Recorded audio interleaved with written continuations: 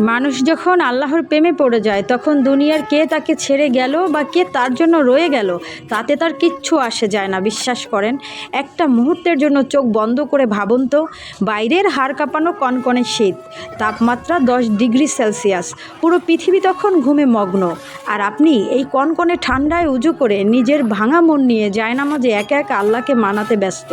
তখন বান্দার ভেতর থেকে যে আকুলতা উতলে ওঠে, সে কেঁদে কেঁদে বলে, ইয়া রব, দুনিয়ার সব বাদশাহরা তাদের রাজপ্রাসাদের দরজা বন্ধ করে দিয়েছে, কিন্তু তোমার রহমতের দরজা তো 24 ঘন্টা খোলা, তাই তো আমি তোমার দরজায় ভিখারি, তোমাকেই মানাচ্ছি।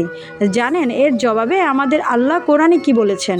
আল্লাহ স্বয়ং উত্তর দিয়েছেন, রাতের গভীরে যাদের পিঠ বিছানা থেকে আলাদা হয়ে যায়, যারা তাদের রবকে ডাকে আশায় ও আশঙ্কায়।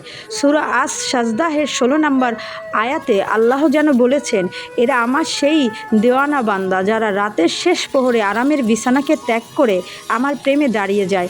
শরীর ভেঙে আসে, চোখ ঘুমে জড়িয়ে ধরে, তবুও তারা আমার সামনে এসে বুক ফাটানো কান্নায় জুড়ে দেয়। আল্লাহ আরও বলেছেন, এই তাহাজ্জুদের জন্য তিনি জান্নাতের ভেতর এমন চোখের শীতলতা লুকিয়ে রেখেছেন যা আজ পর্যন্ত কোনো চোখ দেখেনি, কোনো কান শোনেনি। সুবহানাল্লাহ। এখন চয়েসটা সম্পূর্ণ আপনার। ধোঁকাবাজ ও ক্ষণস্থায়ী ভালোবাসার পেছনে ছুটে জীবনকে তছনছ করবেন, নাকি আরশের মালিকের সেই পবিত্র ভালোবাসা বুকে টেনে নেবেন? আপনার মনের কথাটি কমেন্টে লিখে জানান, আর ভিডিওটি একটি লাইক দিয়ে আপনার প্রোফাইলে শেয়ার করে রাখুন, যাতে অন্য কোনো অবহেলিত মনও আল্লাহর এই খাঁটি ভালোবাসার সন্ধান পায়।